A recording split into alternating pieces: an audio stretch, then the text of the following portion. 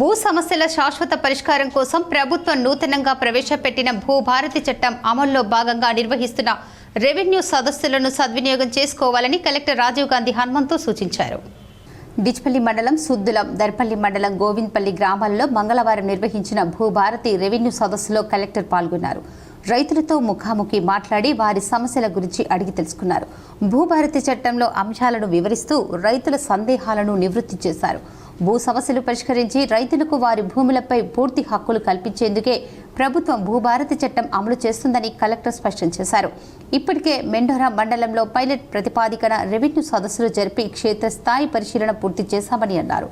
ప్రస్తుతం జిల్లాలోని మిగతా 32 మండలాల్లో గల అన్ని రెవెన్యూ గ్రామాలలో ఈ నెల 20వ తేదీ వరకు సదస్సులు నిర్వహించేలా ప్రణాళికలు రూపొందించామని తెలిపారు. నిర్ణీత షెడ్యూల్ను అనుసరిస్తూ ఆయా గ్రామాల్లో అధికారులు ఉదయం నుండి సాయంత్రం వరకు అందుబాటులో ఉండి ఆర్జీలు స్వీకరిస్తారని తెలిపారు. ఈ సందర్భంగా రైతు గుర్తింపు కార్డులు, రిజిస్ట్రేషన్ ప్రక్రియ, హెల్ప్ డెస్క్, జనరల్ డెస్క్ల వద్ద సదుపాయాలు, సిబ్బంది పనితీరును కలెక్టర్ పరిశీలన జరిపి అధికారులకు పలు సూచనలు చేశారు. ఆర్జీలు సమర్పించేందుకు వచ్చే వారికి ఎలాంటి ఇబ్బందులు తలెత్తకుండా చూడాలని, భూ సంబంధిత సమస్యలు ప్రొఫార్మాలో సరైన విధంగా దరఖాస్తు చేసుకునేలా సహకారం అందించాలని హెల్ప్ డెస్క్ సిబ్బందిని ఆదేశించారు. కలెక్టర్ వెంట నిజామాబాద్ ఆర్డీఓ రాజేంద్ర కుమార్, తహసీల్దార్ సతీష్ రెడ్డి, శాంత, రెవెన్యూ అధికారులు, సిబ్బంది పాల్గొన్నారు. రెవెన్యూ సదస్సుల కార్యక్రమం అనేది జూన్ 3వ తారీఖు నుంచి 20వ తారీఖు వరకు మన జిల్లాలో ప్లాన్ చేసుకోవడం జరిగింది.